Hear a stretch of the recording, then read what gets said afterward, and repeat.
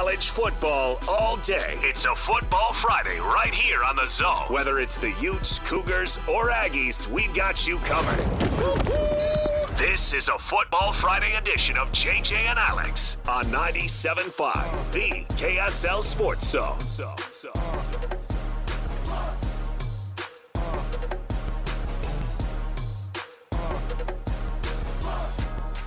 Welcome on in, everybody. Happy Football Friday to you. Happy Friday. Happy conference championship game season. I was having a discussion downstairs with somebody, JJ, because I had to do a couple things with news radio today, and I was like, you forget when we're in our little bubble here, like what's mainstream versus what is kind of just the reality for us every day, which is just being way too into sports. Obviously, because we talk about it, but obviously also, I just assume other people are in the same. And I got this weird thing where it's like, so what are BYU's chances to go to the college football playoff? And I'm like, I don't know really the number. I couldn't tell you really a number. I think it's better odds of them winning this game than it was the game in Lubbock earlier in the season. No question. For sure. We'll get into that. And then it was like this.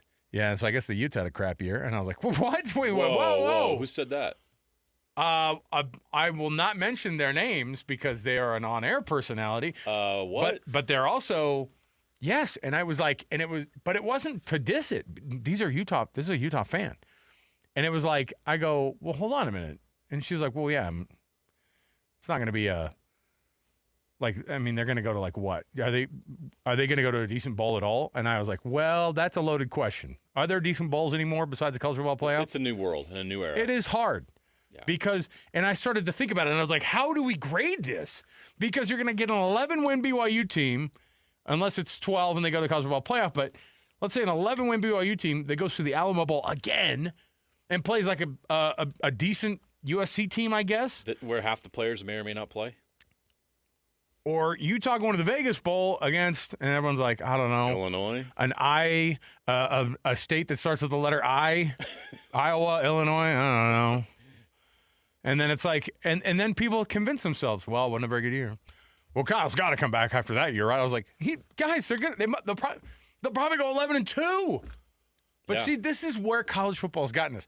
And I blame you, committee, who have gotten us all screwed up as to what we think is important in the world of college football anymore. Yeah. Or what is a quote-unquote good resume in college football. And I was telling Alex Napolis, our producer, this before the show. I said, you know what? I get it. I know why they want Notre Dame in over BYU. I know it. You do too. Yeah, I know. The thing is just say it. We're an NBC station. We Yes. know why they want Notre Dame. Then just say it. Then just say that your principles on the list are, hey, we're trying to put together the best matchups, but we're also trying to put together really good ratings on television. And just freaking say it. Because now I would at least go, man, you're not going to beat them on the ratings point of view. You know what I mean? So then you know that you have to win a conference championship to be able to go from anywhere. Or have a gold helmet. That's kind of cool. Got a gold helmet. I go to the playoff whenever I want. I can lose games. That Rudy movie was awesome. Just tell me what the real parameters are. Yeah. Don't fake it with us and don't go, well, we feel. Don't say that. Because you won't be able to feel a thing come Tuesday that makes any difference. Just tell us why you pick the teams that you do. All right? So, with that negative start to the show, I want to say what's up on a Football Friday.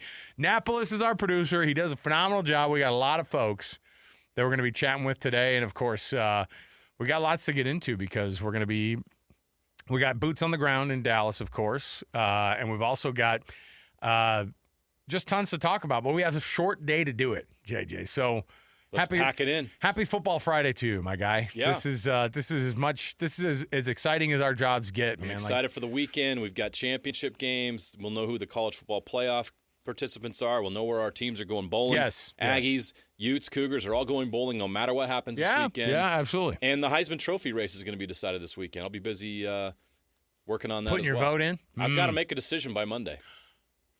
Are we allowed to talk about that stuff with you? Or I can't tell you who your votes I like or who I think. I can speculate on what the popular opinion might be.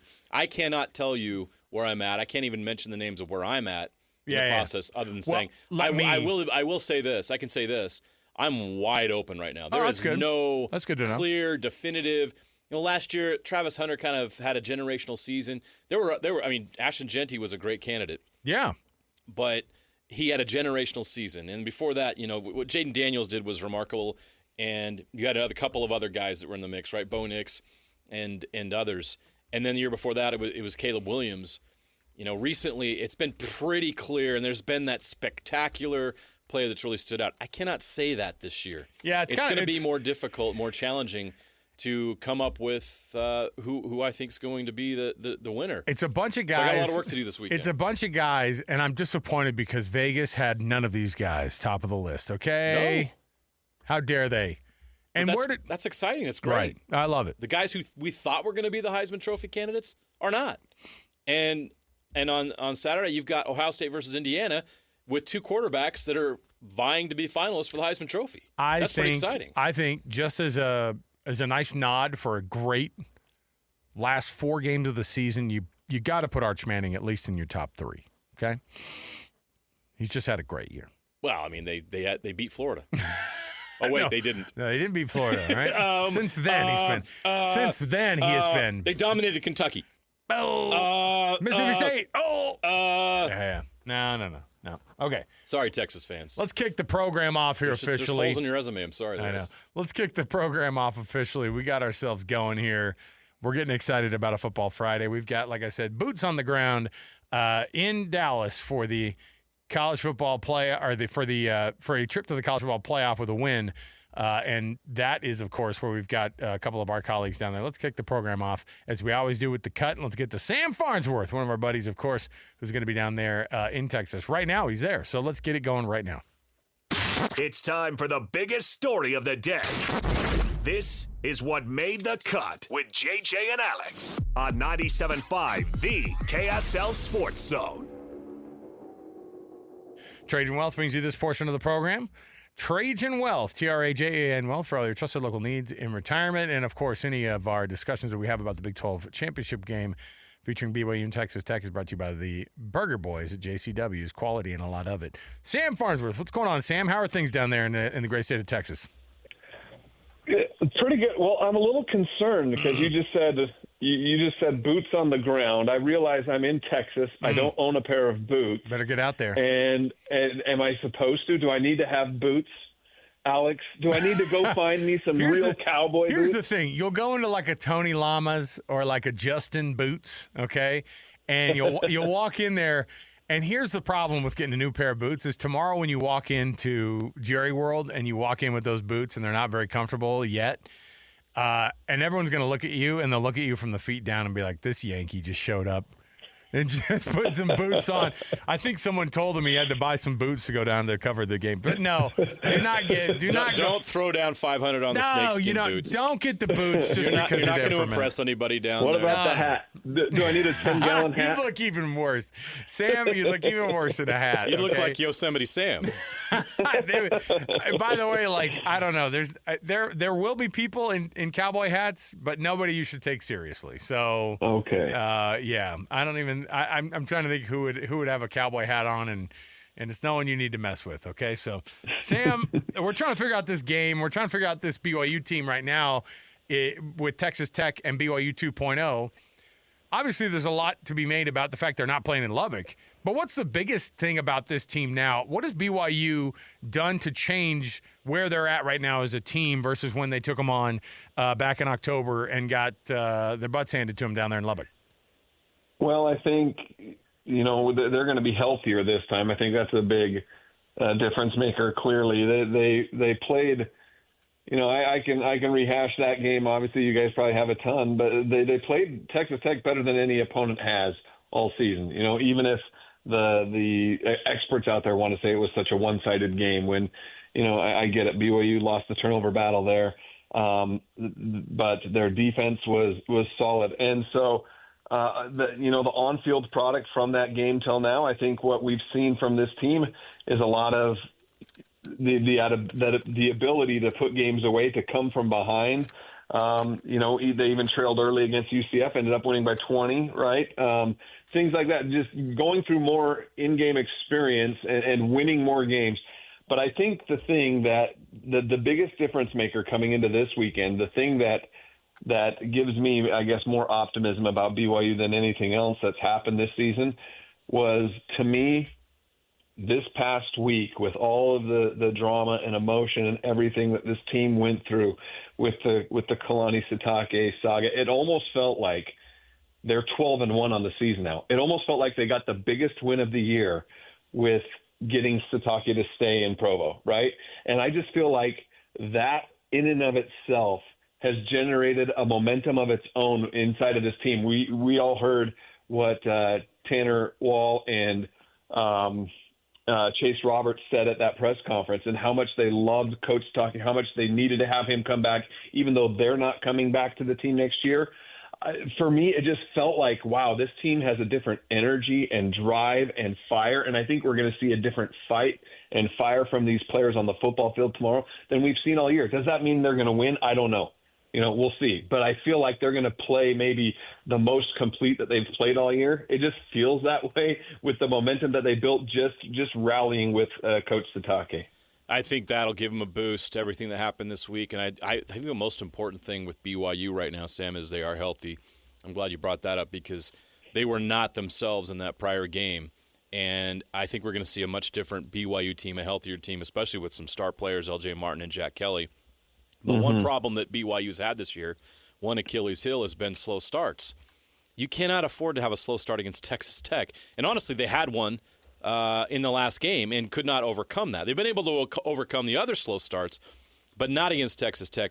Can you put a finger on that? What's up with BYU's slow starts this year? Falling behind 14-0 in games, having to come from behind in games.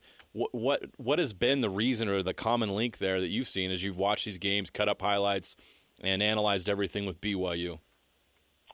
And I still even have a hard time putting an exact finger on it. Like last week's game against UCF, it felt like they just came out because they had locked up the spot in the Big 12 title game the night before with Arizona State's loss.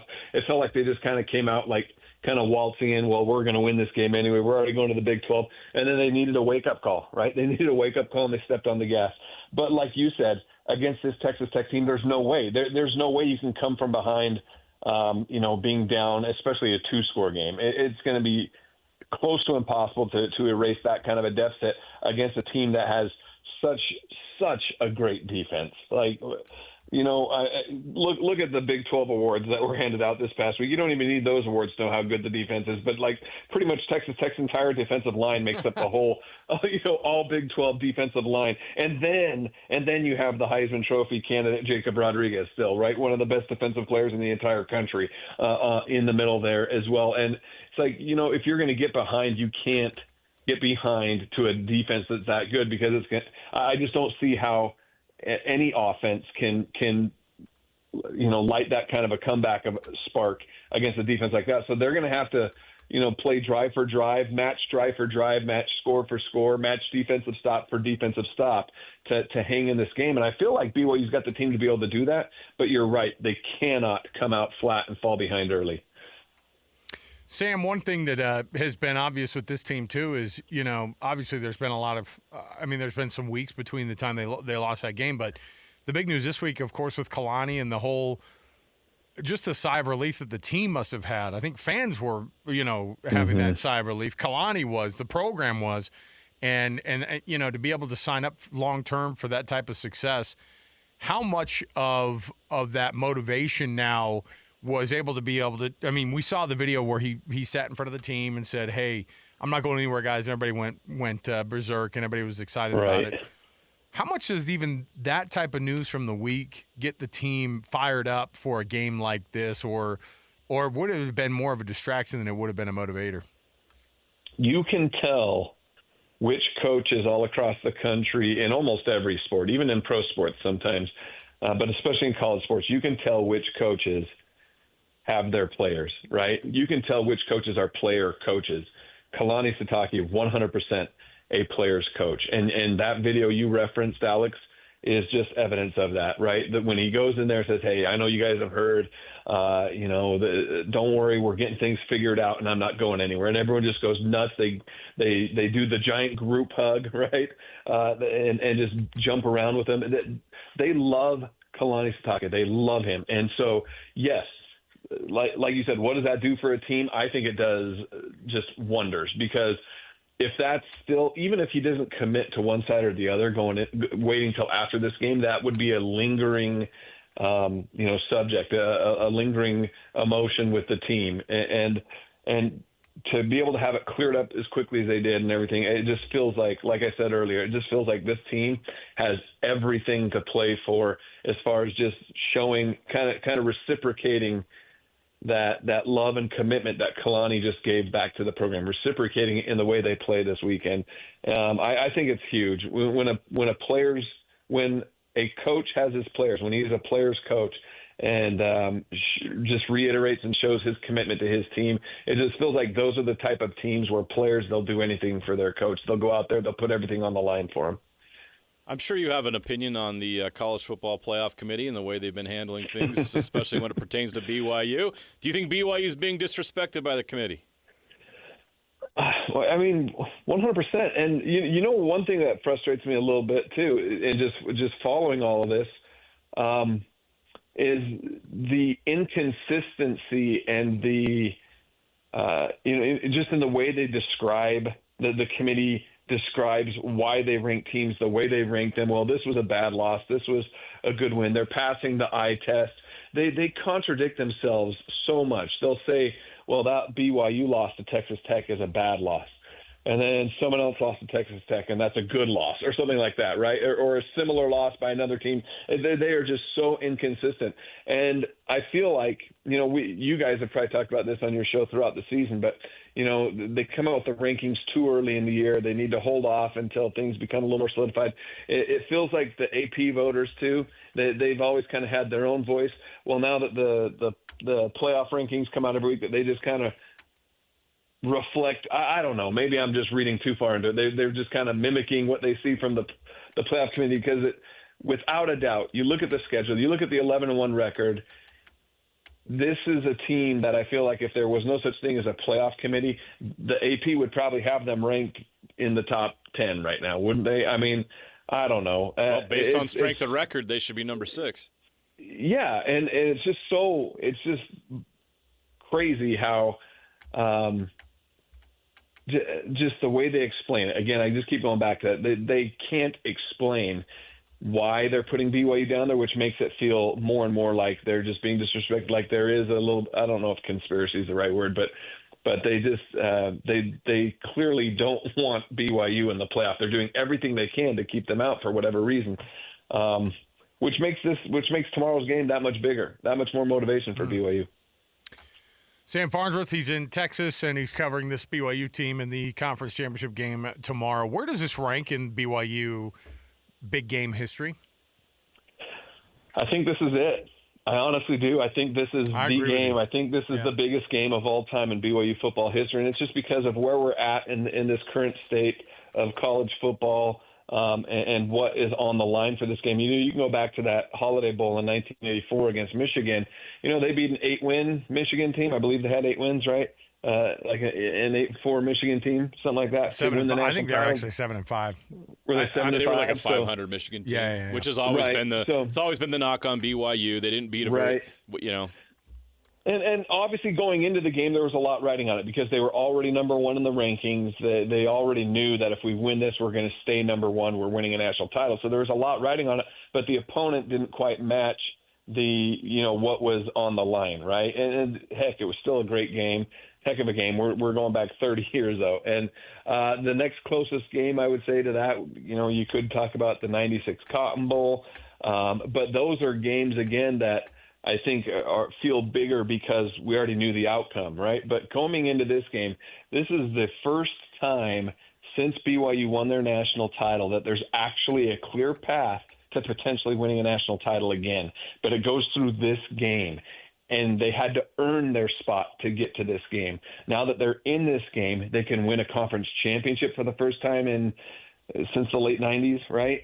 They can win they won conference championships. Yeah, they won some Mountain West ones, but it's been a while. It's been since 2009? Yeah. Right. Conference championship game, I guess. 2007 was their last Mountain West championship. Yep.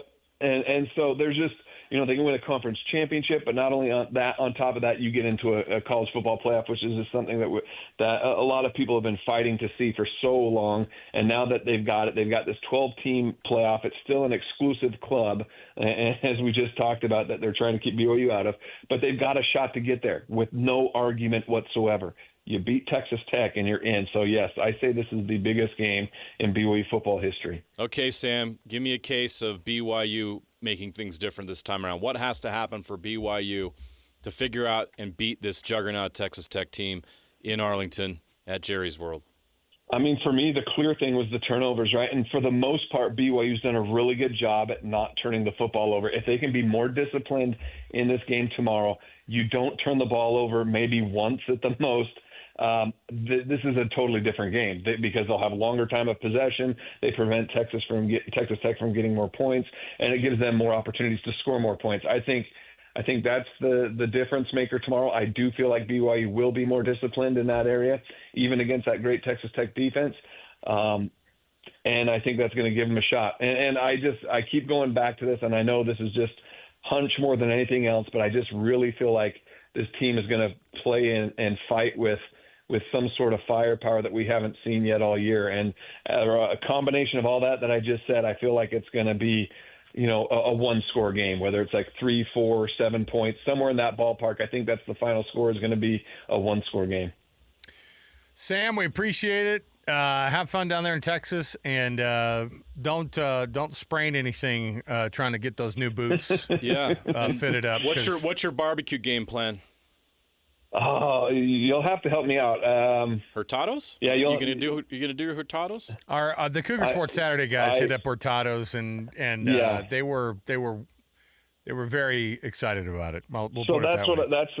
I was talking to Travis Hodson, our producer, about that. I said, hey, I think we need to go to Hurtados. Yeah. That's what JJ recommends, and JJ has a very strong track record, so I think we need to stick with that. And then I think there's a place down there, What a Burger? It's classy. Well, that's a given. It's classy. It's get the patty melt at Whataburger. I will say. We grabbed Torchy's on the way in. Have you guys been to Torchy's? Yeah. Yes. I've never been, so it's fine. But it was good. Yeah, it's fine. Yeah. The thing about Whataburger is it's just a nostalgia thing. It has nothing to do with whether or not you want to have a good it's meal. The in and out of the Southwest. Yeah, and it's so when I was a kid, it was like you could get. I mean, that's where we hung out after school because you could get 5 burgers for $5. Gosh. Man, we were so fat back in the day. That was the Whopper when I was in high school. Oh yeah, absolutely. Sam, have fun down there, and Thanks, we're looking guys. forward to the coverage, and we'll tune in, of course, for KSL Sports Live this weekend and see all the updates, everything going on. Thanks, man. Have fun. Have a good time, and you guys travel well. There you go. Appreciate it. Thanks, everybody. There you go.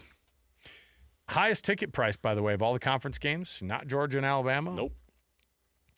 Not number 1 Ohio State and number 2 Indiana. Nope. It's the number 4 Texas Tech Red Raiders and the number 11 BYU Cougars for the highest priced. You know what that is? That's the Mormon inflation right there. Well, they're not going to get money on alcohol sales, so they got to get it through the ticket sales. Is that what you're saying? Ticket sales. No, well, I'm just saying, like, I'm joking. Here's the thing. Like, I don't know if LDS folks can get hit with the cheapskate thing anymore. No, we've stepped up our game. I get it. No, that stereotype's getting blown out of the water these days. It is. Here's the thing, too. How about the person who's going all in and buying that ticket to this game, and then BYU gets to a playoff? Let's say they get to the college football playoff. Oh man! And they got to go to Eugene. They got to go to. Well, let me tell you what. They win this game. They might be. They're hosting. They're not going to Eugene. You think they'd be hosting? 100%. So they'd be you think they'd be a 7 or an 8? Because I think that's probably where. If you beat the number 4 team in the country in a championship game, the only team you've lost to, and you go back and beat them, how do they not vault them up 4 spots? If Alabama wins their conference championship game against Georgia, which I think, by the way, we've forgotten that they went to Georgia and won that game. Does anybody forget that? Well, they've got Georgia's number for some reason. Let's say they beat Georgia. And then Alabama would be in similar that situation. But see, then you would have something interesting. It would be like, Oregon's not playing this weekend. Right. Oklahoma's not playing this weekend. Notre Dame's not playing this weekend. Miami's not playing this weekend. Well, Miami should not be anywhere near this discussion. It's just thanks ridiculous. to ESPN, they are. Thanks, Heather Dinich. Appreciate you doing the Lord's work out there. Doing the Lord's work, forgetting the Lord's University. How dare you? Oh. Utah fan just threw something at the radio. Doug. Oh, well. And then you know what's crazy is Retzlaff is going to be in the college football playoff. Isn't that crazy? Oh, my goodness. And you know what's funny? Those teams, say what you will, Jake Retzlaff's going to go in there with every bit of confidence on the planet. Did he not pick the best place to go? What an awesome situation for him. But here's the thing. He won games for them by himself this year. No doubt. Handfuls of times. They're not in this situation without Jake Retzlaff. It's amazing. And you know what? BYU's not in the situation they are, I don't even think, with Jake Retzlaff. Is that wrong to say? No. They had a consistency. The difference between BYU this year and last year is the massive decline in turnovers and bad plays. Like Bear. Does Jake Retzlaff go in and beat was so Texas consistent Tech and Lubbock? and efficient? Probably not. No. Right. So, while Jake was awesome last year, Bear has provided a 2,500 yards passing, 10 rushing touchdowns, and less than 4 picks. Crazy. What a year. Yep. All right. We'll take a break. We'll come back. We have tons more around the program. We're jamming 3 hours of programming into another hour here we have left here with it before we get you ready for Jazz versus the New York Knicks at Madison Square Garden. We were 100% right, by the way, about last night's game against the Nets. I was like, you're going to see Keontae go off. You're going to see Lowry go off. And that Nets team, not anywhere near the talent level, I think, of that Jazz team. So they got the win last night, and we'll see what they can do tonight at Madison Square Garden on a back-to-back. We'll come back. We got more to go. Joining us from Texas, and part of our Football Friday coverage is going to be Kyle Ireland, Cougar Sports Saturday on KSL News Radio with Mitch Harper. He's down there in Arlington as well. Stay with us, 97.5 KSL Sports Zone. All college football, all day. It's a Football Friday right here on the Zone. Whether it's the Utes, Cougars, or Aggies, we've got you covered. This is a Football Friday edition of JJ and Alex on 97.5, the KSL Sports Zone.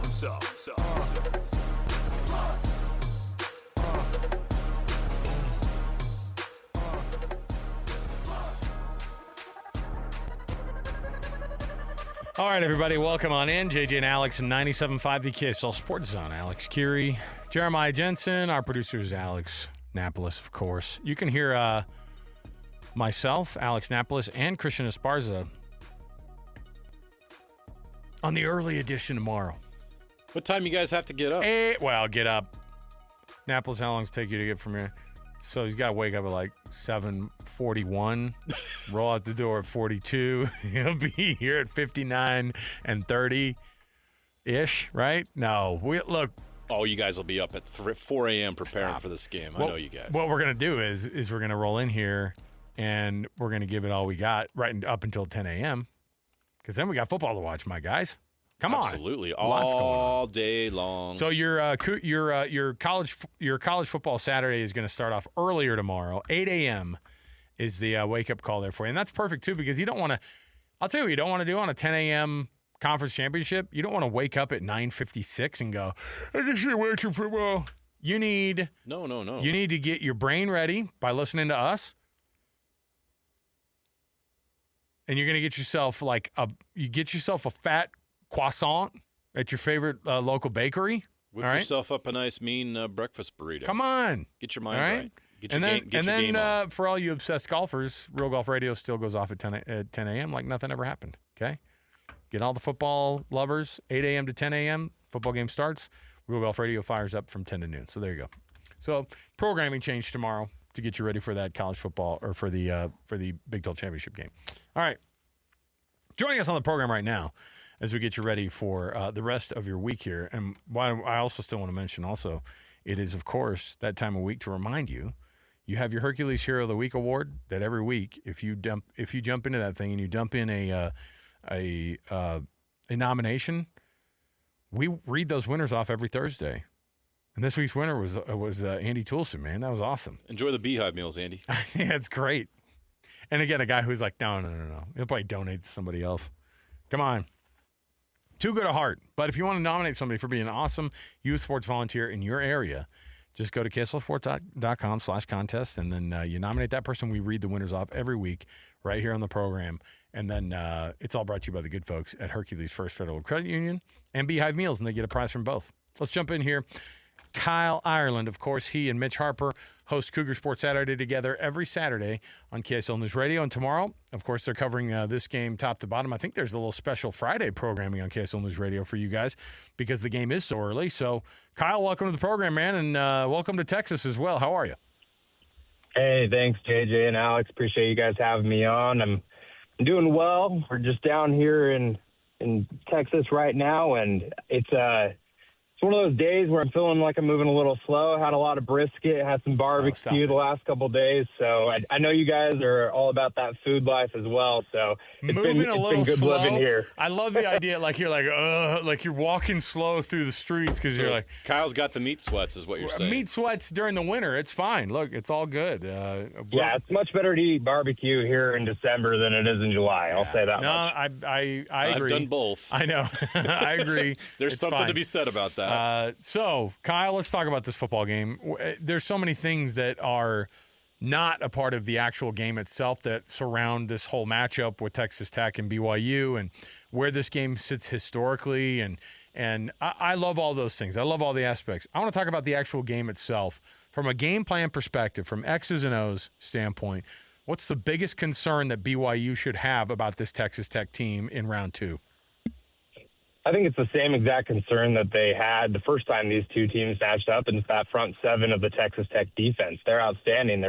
If they're not the best in the country, they're one of the top teams in the country on the defensive line, and that linebacker group led by Jacob Rodriguez, who is a Heisman finalist in my opinion. And I just think that BYU, the way that they ended up planning out from an offensive standpoint in that game, going max protect, just focusing on really just trying to limit the hits and the impact of the Texas Tech defense on Bear Bachmeier.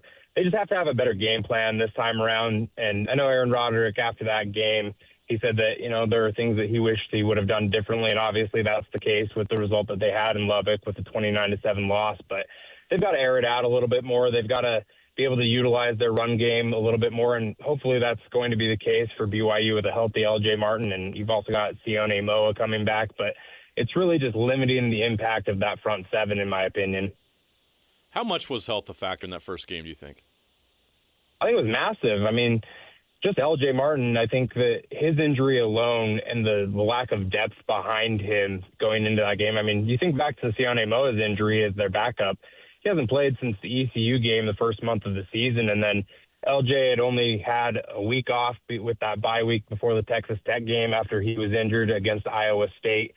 And we've seen over the last 3 games for BYU how much better he's been. He had a career-high performance 2 weeks ago against Cincinnati and then had a nice game against UCF as well in the regular season finale. So I think as much success as BYU has had this season, you have to credit it to LJ Martin. And, obviously he ends up becoming the offensive player of the year for a reason in the Big 12 conference because he has had such an outstanding – BYU wants to win this game tomorrow. If they want to have – their college football playoff hopes alive, it's got to be based off of, LJ Martin carrying that load and that weight.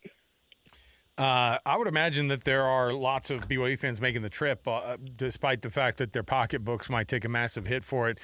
And I was talking about this downstairs with, you remember Tim Hughes from KSL News Radio, who was like, how are BYU fans or anybody who's got this thing going on? You go to a conference championship game, you win that thing, you got to go the next week to wherever it is. Then if you win that game, you're bankrupt. I was like, that's kind of what we got into. But BYU fans are coming out in force. Texas Tech fans are coming out in force. This is likely going to be the most attended Big 12 championship game in its history, on top of it being the most expensive ticket in town. How's the BYU fan traveling down to Arlington?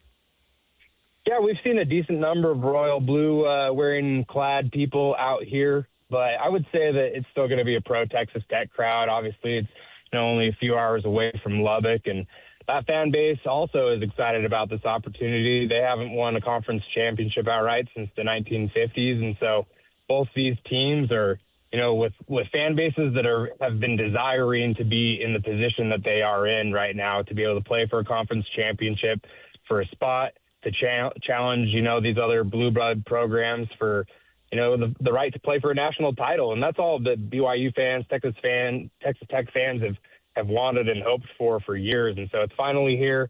I think BYU fans are excited for the opportunity to come watch this team. It's also BYU's had some special moments in the state of Texas. You think back to even the first game that was at AT&T Stadium where the Cowboys play, where this game is going to be out tomorrow, where BYU took down Oklahoma in 2009. So there's just been some marquee matchups, some fun games, and I think that BYU fans are going to show out well. But I definitely think that, Texas Tech, they also are going to have a good showing. I would say that it's probably going to be somewhere, make it like a 60-40 pro-Texas Tech crowd.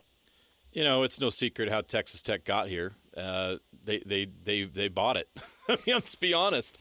They were able to get this influx of NIL money, and they're able to afford some of these key players that are making the difference. How significant was the situation this week with Kalani and the investment made? How is that helping BYU in the future be able to match up with the Texas Tech, whose funds aren't going to go away either? Well, I think there's been a lot to be made about the extension this week and the fact that could have been a distraction for this team. And clearly that was the case when we were in Provo at practice and, at the press conference earlier in the week. But we were at the team hotel last night and we saw the team arrive here in Arlington and watched them flood into the lobby. And there were a lot of happy faces, smiles. Kalani was, hanging out with his players and his coaches, and Jordan Chris's family was there, and Jay Hill was smiling and talking with them. And it was just, you could tell that there was a weight that was lifted off based off of the commitment that was made by the university, by the church, by this program to their head coach. And not just the head coach, but his assistants and the players as well, and the future players and the signing class that was signed this week. NIL is the story of college football right now. It's the game that's being played, and BYU is stepping up to the table, and they're showing that they're willing to play that game. And that's a good sign for this fan base, people that care about this program, to see that the investment is being made, not just in the dollars and cents, but it's also, like Brian Santiago said at Kalani's press conference, they're investing in Kalani Sitake. He's in his 10th season leading this program, and as he continues to choose BYU is also showing that they're willing to choose him as well. I don't think BYU is ever going to get to the point where they're going to, be outbidding the teams like Texas Tech, who are going to just, have all that oil money behind them and just be willing to pay $40 million for their rosters. Maybe that gets to a point where things are inflated and BYU has to kind of keep pace with it, but I don't think BYU is ever going to be the top dog in that game. But BYU has shown with basketball and now with football that they're willing to be neck and neck and fighting for those things as well.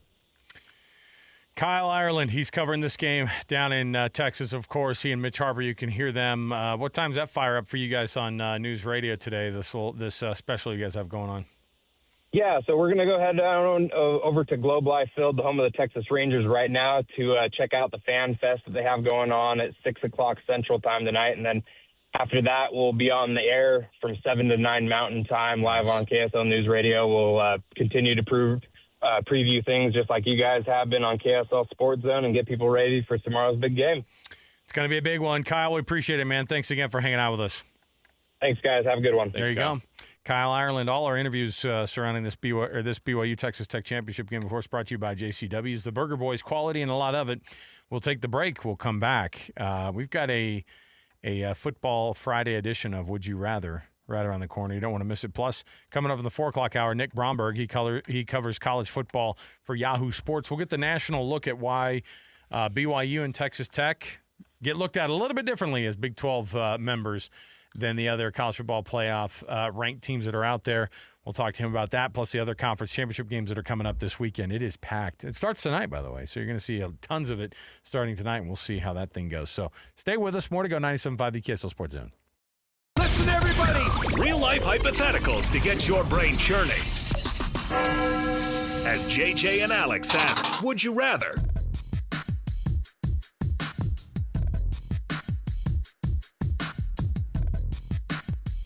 Oh, I thought you meant like, I got some huge tickets to give away. Like, this is a mammoth ticket. Kind of like the giant checks we give away on Game Night Live. Is that what you're talking about? Like big giant mammoth tickets. Mammoth tickets we're giving away. No, we're giving away mammoth tickets. That's what we're doing. On a Football Friday, we're getting you ready for it. By the way, how about the Florida Panthers in dead last place in the East? Just where you had them, right? I know. In the Atlantic Division, at least. When things settle with college football and stuff, we need to dig into that. I know. We don't have time today to talk about the Florida Panthers. Where's the Windhorse meme? What's going on in Florida? Yeah. What's going on in South Florida? But I've got tickets for you right now for the Mammoth versus the Panthers who are coming to town. And we're just hoping to add to that, to the sadness going on in South Florida. Let's see if the Mammoth can get the W over the Florida Panthers next Wednesday at Delta Center. Give us a call right now, 801-575-ZONE. That's 801-575-ZONE, 801-575-9663. Get a pair of tickets to see the Utah Mammoth and the Florida Panthers next week at Delta Center. All right, JG, here's what I got in front of me. Ready for this? Yeah. What's interesting about college football is they are giving – you asked the question before we went to break. You're like, how can the College Football Playoff Committee, full of a bunch of people who don't do this full time – They're coming in and going, all right, tell me what I need to know, right, from their full-time gigs doing other things because this is a quote-unquote voluntary position. Here are the conference championship games that are going on right now this weekend, okay? So tonight you've got Kennesaw State, Jackson State. Great. Good for you guys. Let's move past what conference is that? I think that's the old Conference USA, isn't it? It is. Yes. I think it is, actually. The old Conference USA. I mean, them and the Pac-12 has just been ravaged, right? Troy goes to James Madison. Let me give you a little hint on that game. James Madison's a 24-point favorite in that game, so they'll roll. We'll see. Now, this one is of high interest. The American is that's on ABC tonight, between North Texas and Tulane. And then the Mountain West Championship game on Fox at the same exact time between UNLV and Boise State. Of those games that are on the Friday, the one that piques your interest the most is North Texas Tulane. But now hold on a minute, because that UNLV Boise State game, not at all. A rematch from last year's championship. All right. If the Mountain West had a shot at a big at a playoff spot like they did last year, what's crazy is, and I watched UNLV Boise State last year for a number of reasons. North Texas is 24th, Tulane's 20th. UNLV and Boise State are not ranked. I don't know when the last time that there was an unranked Mountain West championship game. Neither team ranked. Crazy. Okay, I'm going to throw BYU and Texas Tech out because we have to cover that for our job, so you're not allowed to say that one. Georgia, Alabama, Duke, Virginia, Indiana, Ohio State, the one that you can only pick one to watch tomorrow. Which one's it going to be? Georgia, Alabama. Really? Not the number one Ohio State. That's number one versus number two, man. Yeah, but Indiana. It doesn't do anything.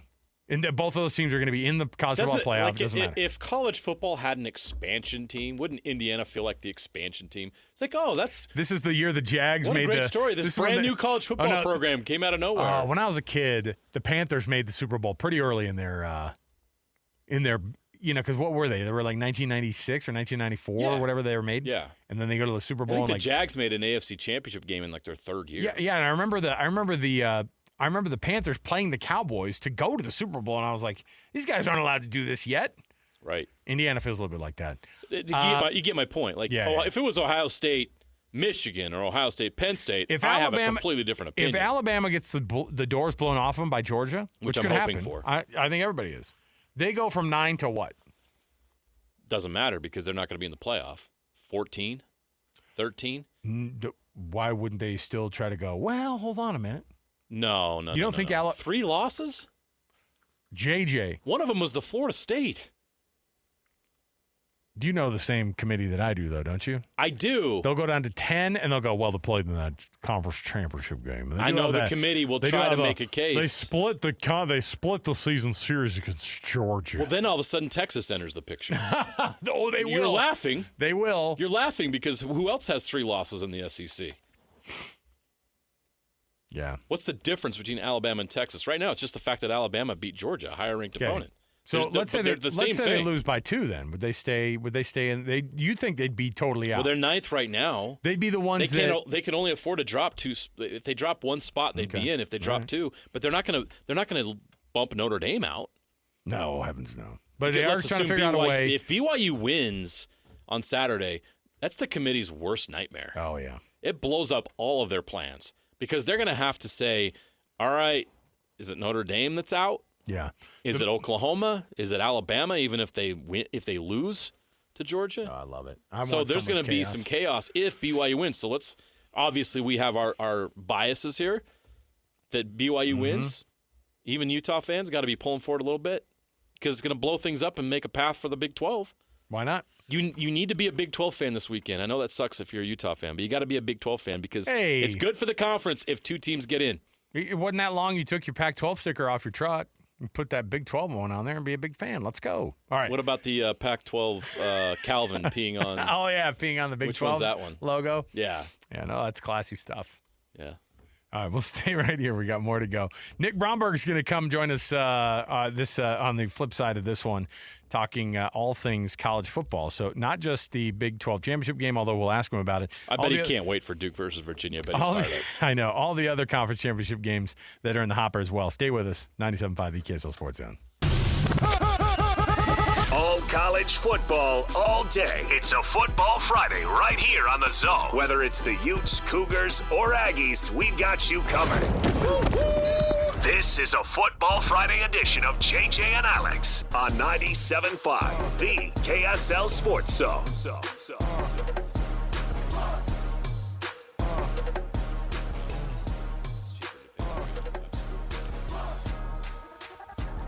Welcome back, everybody. Happy Football Friday to you. Alex, Kirry, Jeremiah, Jensen, thanks for being with us on the program. It's a conference championship edition of the program. We just hit up a couple of our colleagues who are down in Texas for the conference championship between Texas Tech and BYU last hour. Let's jump in this hour, and this is our final segment of the day because we got to get ourselves ready for the Utah Jazz coming up at the bottom of the hour. Pre-game from Madison Square Garden, or the game's going to be fired up at Madison Square Garden. Pre-game's going to start up at 4:30 right here on your home of the Utah Jazz, 97.5 the KSL Sports Zone. Let's jump in right here, though. Top of the hour, Nick Bromberg. He covers college football for Yahoo Sports. Let's get into it right now. It's time for the biggest story of the day. This is what made the cut with JJ and Alex on 97.5 the KSL Sports Zone. Doug Smith brings you this portion of the program. An incredible selection of Kia, Subaru, Chevy, Jeep, Dodge, or Ram, and now the Mitsubishi brand is in the family of the dealerships in American Fork, Spanish Fork, and in Linden. Nobody knows cars like Doug.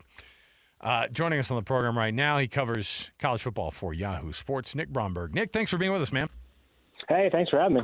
We were just talking about the plethora of all the conference championship games across the board. What's the one that kind of bends your ear the most? I'm going to make you pick on for a Friday for tonight's games and also for tomorrow. Okay, so I got to go with Tulane and North Texas tonight. And it's also just the fact that we are guaranteed to now have a 12-team playoff. We're going to have 2 teams with basically new coaches. Obviously, Ole Miss has already promoted Pete Golding. He's going to be coaching. But then whoever wins this game is going to have a coach that's leaving for a bigger job, whether it's Tulane's John Summerall or North Texas' Eric Morris. And I am very intrigued the fact that North Texas is a slight road favorite here. Tulane's hosting because they were the ranked team last week. And so North Texas is one bad quarter away from South Florida from an undefeated season. So I'm really fascinated to see them against Tulane. And then tomorrow, I'm torn because chaos theory, I want to talk about the ACC game because of just what a Duke win, does Oh my to this. gosh. Yeah. And it stinks because it's the same time as what's probably going to end up being our Heisman decider. Yeah. Because that to me is what is unfortunate about that game is, we can throw the playoff implications out the window. We know that whoever loses is going to be on the opposite side of the bracket, whether it's the 2 seed or the 3 seed. I don't know if it really ultimately would matter. But, you look at it and there's going to be there's thousands of Heisman voters. And there's going to be so many people who watch this game and are torn between Julian Sayin and Fernando Mendoza. I'm a voter. I'm right. I'm torn. And so I'm sitting here going, what if a guy has a tipped interception? You can't hold that against him. It's like, you really have to sit there and watch this and say, okay, is this going to really be my tie-breaking game here and go with the winning quarterback for the Heisman Trophy? Nick, I'm also a Heisman Trophy voter, so I'm with you on that. I'm going to be watching that very closely. And I know we have to be careful about what we say about the voting or where we lie. I'll say it for you guys. Jacob Rodriguez for Heisman. It's fine. You guys can say it. It's fine. But I want to get your take because it feels like the most wide open Heisman race in quite a while. It's the last few there's been like at most 2 or 3 guys. You're like those are the guys. This year feels pretty wide open. Like you could make a case for a number of guys. Do you remember it being this wide open, or is that how you see it, or do you feel differently about that? No, I was looking back at some Heisman stuff earlier this week, and I was very surprised a couple years ago how close it turned out in 2023 with Jaden Daniels over Michael Penix. Yeah. I thought Jaden Daniels was the clear runaway winner that year, and I voted for him. And I think, let's just take our votes out of this and let's look at the betting odds. You've got 3 guys that are 2 to 1 or better to win the Heisman Trophy. And I think that speaks to the point of just this parity here. And so we know it's going to be likely one of Sayan Mendoza or Diego Pavia. And I think the Pavia wrinkle is kind of interesting here because, the reports this week that Vanderbilt was exploring, quote unquote, a 13th game. And obviously Utah would have had to be one of those opponents if they could have gotten somebody to play. It would have been amazing. It would have been very fun. And, the more I thought about it, I was like, you know what? That's not necessarily a game for the committee because I think the committee would sit there and say, we're ignoring this. You're doing this on your own volition. Yeah, no, this is a rogue basement gambling operation. We do not authorize this. Exactly. It'd be like, hey, we have nothing to do with this. We're not counting it. But I think it's the Heisman game for Diego Pavia because he's at such a disadvantage here not playing a 13th game with the 2 guys he's up against. Where that would, to me, had the bigger impact of you can sway some people if Pavia goes out and, has 400 total yards again against a top 15 opponent if you could figure out someone to play. So you're right. I think there's a clear top 3, and I'm also really, really intrigued as to who ends up getting the additional invitations to New York City because they've been doing 5 for a few years now. I'm assuming Jeremiah Love is going to be the 4th, and then after that, Jeremiah Smith? Is it Jacob Rodriguez? That to me is really intriguing as to who the 2 people on the margin is going to be. Well, with all these games that are on the docket, we of course here locally have our eyes firmly planted in Arlington on that BYU Texas Tech game because also chaos theory could kick in if BYU is able to get an upset over Texas Tech. Having watched the first go around, I don't think people are giving BYU a lot of a shot in this one. The added bonus of both of these coaches being extended this week and both of them going to stay long-term at the schools that they're at, I think is good for the Big 12. What's that game look like, and how does BYU get a possible upset over Texas Tech? Because I think that's the only way that maybe 2 Big 12 teams gets in. I absolutely think you're correct, and I'm sure you guys have delved into this for weeks on end. It's just a matter of, to me, we can talk about Notre Dame and Miami all we want, but why is an 11-1 BYU team at 11 and not maybe 8 or 9? Yeah. And I think that kind of changes the whole way we're talking about the college football playoff right now. And but I think the biggest question is for me for Texas Tech, and it has huge ramifications for BYU's running game. We saw in Lubbock about a month ago, BYU could not get the run game going consistently. If David Bailey is not fully healthy, he got banged up. They said, we think he's going to be good to go, but he missed the second half of that West Virginia game as a precaution. If this is something we don't truly know about and he's not at 100%, that can be the opportunity then for BYU, I think, to move some bodies up front and potentially, establish the run, do what they could not do in road environment. Although I will say it, with it being a sellout this week, I think it's going to be pretty much another road environment for the Cougars. I understand there'll be a lot of BYU fans there, but with it being so close to a Texas Tech alumni hub, I think there'll be a lot more red and black. So, we've seen Bear has not been intimidated by road environments. I think seeing an opponent for a second time is really going to help.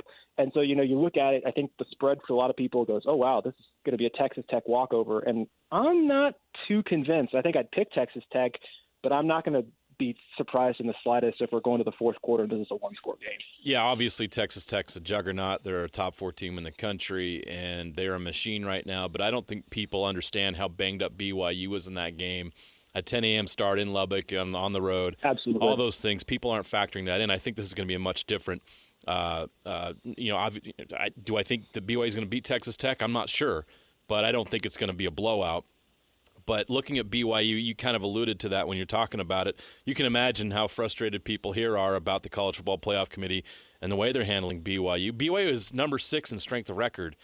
Are you frustrated by the way the committee's looked at this, and what's your opinion and take on how BYU has been handled and how all the rankings have been sorted at this point and the explanations being given? I think the Big 12 title game has been the crutch for BYU's ranking.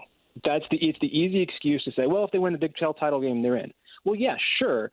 But, we saw this last year where you had an undefeated BYU team that probably could have been 2-3 spots higher up in the rankings and nobody would have batted an eye when the rankings first came out those first few weeks.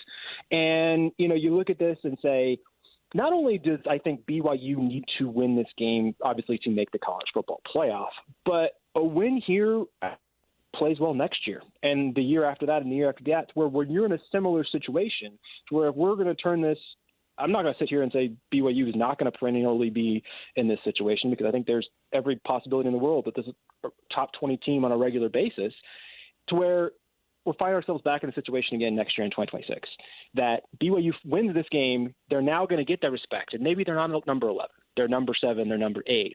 And I think the frustrating thing to me, and I do want to give Hunter Yurachek a little bit of grace on this, in that, he was thrown into the role of committee chair. He was not expected to do this. This is only like his second or third week doing it. Yeah, but you don't need to sound like a total dope at this point. Come on. Thank you. That gets exactly to my point of, like, you're talking about how Auburn is a tough place to play, where they went 0-4 at home in the SEC. They played Vanderbilt tough at home. No, that game was in Nashville. And why are we giving Alabama credit for a 17-0 lead over Auburn when Notre Dame had a 28-0 lead before Stanford scored? And that's a rivalry game. Notre Dame-Stanford, absolutely a rivalry, even though Stanford's 4-8 and Auburn's 5-7.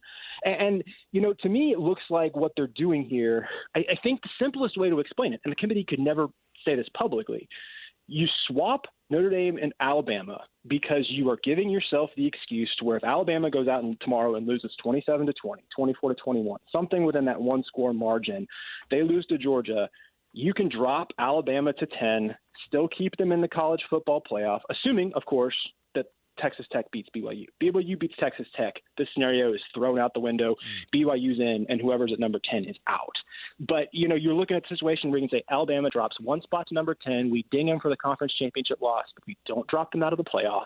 And the byproduct of that, too, is it moves Notre Dame back up one more spot to avoid any potential Alabama-Oklahoma rematch at 8-9. And Notre Dame is now no longer up right next to Miami. If BYU loses, they're obviously going to drop down. Miami would jump to 11. You would not have number 10 Notre Dame, number 11 Miami next to each other, with the Miami head-to-head win in week 2 looming large. It's such an awkward year, and it's interesting because BYU was on the edge last year, and they felt slighted because they beat SMU in their building. SMU, had the same resume, same record, and exactly. And everybody looked, and then afterward, we all kind of went, maybe they should have gotten a little bit more of a nod. And then you go, well, this year, if you're 11-1, then they won't keep you out. Oh, and then you have what you have, and I think that it just takes. I think just to your point too is that it just takes a little bit extra. You've got to build that brand over a longer term. That's for the Big 12 and for these individual schools as well.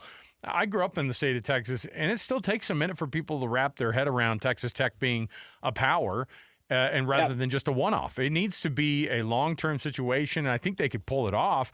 I think BYU needs to be like that. Of course, here in the Salt Lake area, they want Utah to be the same way, and they certainly have the potential to be that, and they have that branding of winning a couple of Pac-12 championships. That makes a difference. People think about you more when you have those types of resumes. And so I think that it does take, to your point, a lot more of just kind of winning going forward to make it happen as well. Well, no, and I agree with the Texas Tech point. I mean, I'll fully say I'm biased. Half my side of the family, all Texas Tech grads. So I've been watching Texas Tech football my entire life. But, wow.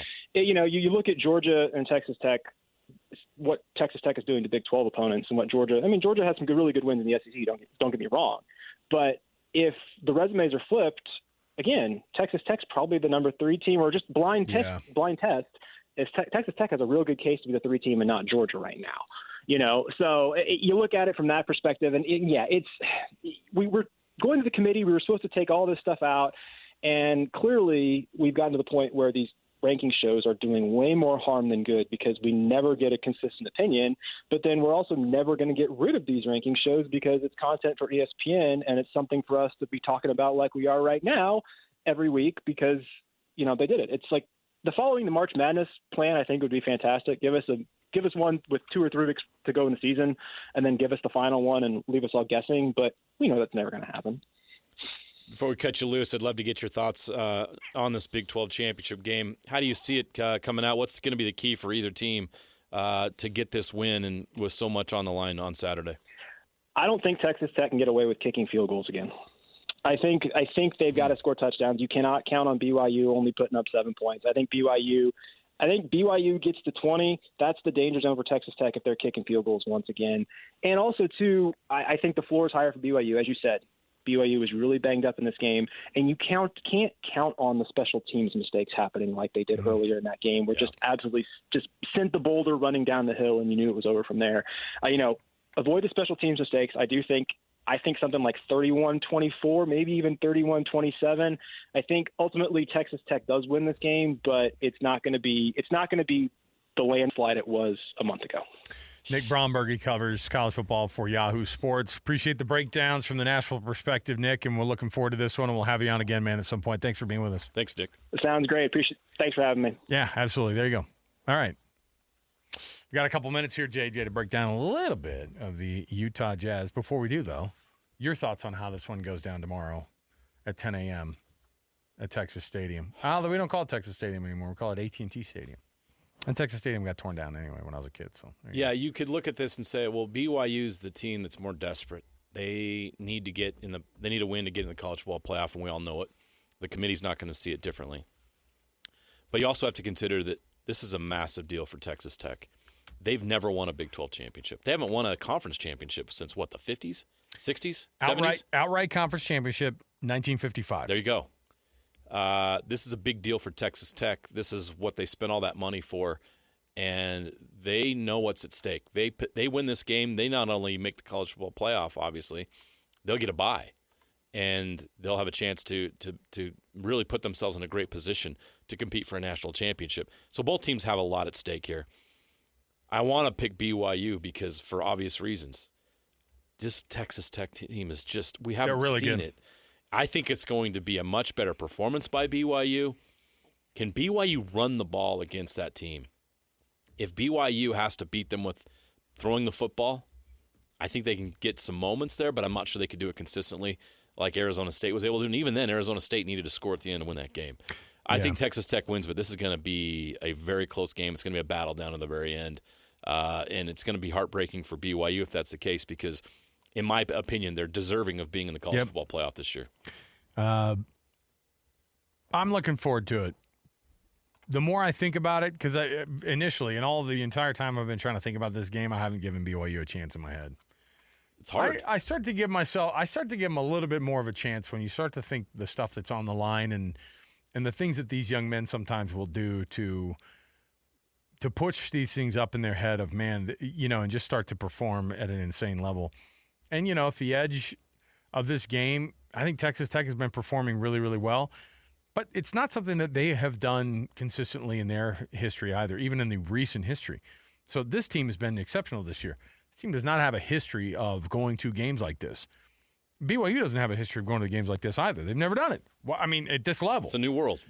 And so why not look at it from that perspective and say, okay, BYU's got nothing to lose. Throw it all out there. Put it all on the line. I still think Texas Tech's going to win by touchdown. Yeah. So there you go. And I hope on Monday we come back here. We're talking about a dream scenario for BYU. Yeah. And we're getting ready for a first round college football playoff game hosted at LaVell Stadium. In Provo. Wild. That'd be wild. Okay. We've got ourselves a matchup between the Utah Jazz and the New York Knicks tonight at Madison Square Garden. The win at the Nets last night wasn't a shock, but, man, they are just shooting the lights out right now.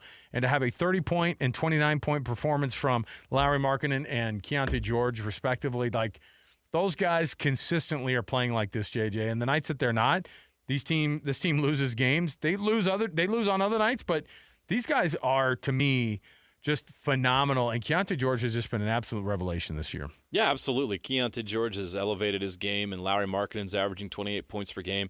They looked great last night in Brooklyn. Hey, they already split this New York trip, so they have nothing to lose tonight against the Knicks.